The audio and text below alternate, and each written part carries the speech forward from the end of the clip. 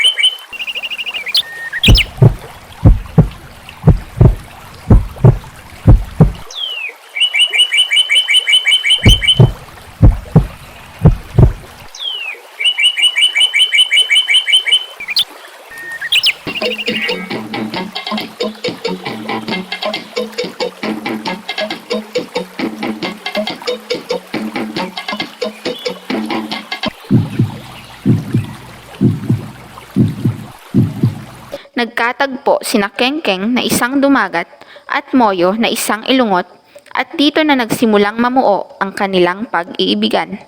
Napadpad ang mag-asawang sina Kengkeng at Moyo sa isang lugar na tinatawag noong Delabsin, na sa kasalukuyan ay tinatawag ng Jarabasin. Halina't alamin produktong nagpakilala sa Jarabasin. Kape ba kamo? Paano po nagsimula ang pagtatanim ng kape sa Barangay Jarabasin? Ang unang pinagsinamulan namin yan ay may natuklasan siya na mayroong may puno na halaman na kape ay mayroong mga laglag na tumubo.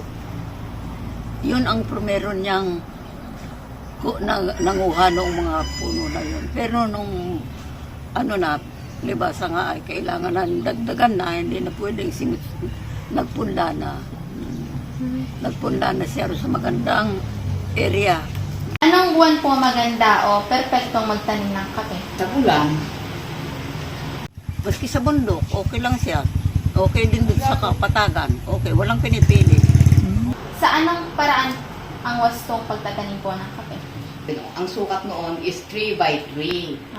Ilang araw po ba ibinibilad ang kape bago po ito isangag at gawing produkto?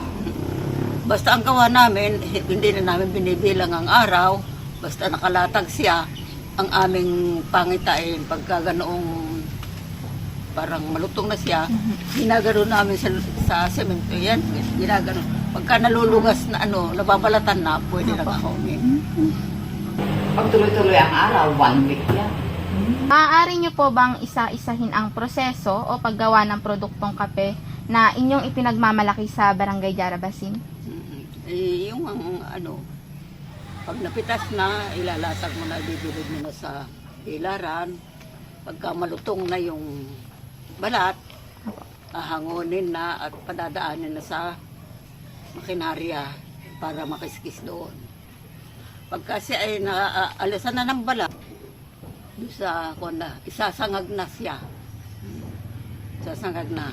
Ang gatong ng kami rito ang ginagamit lang namin ay pilyasi at saka apoy. Timpla sa tasa sa Jara ay kakaiba. Halina't higupin kape ng Jarabasin.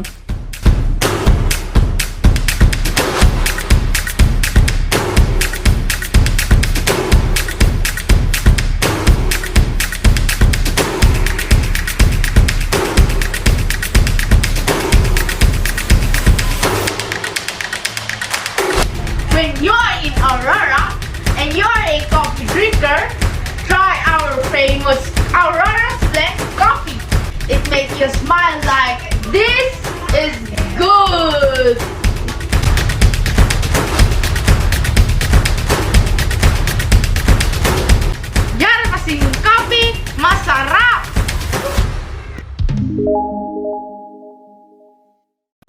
Para po sa aming panghuling tanong, kung inyo pong bibigyan ng isang kahulugan ang salitang kape, ano po ito? Pamilya.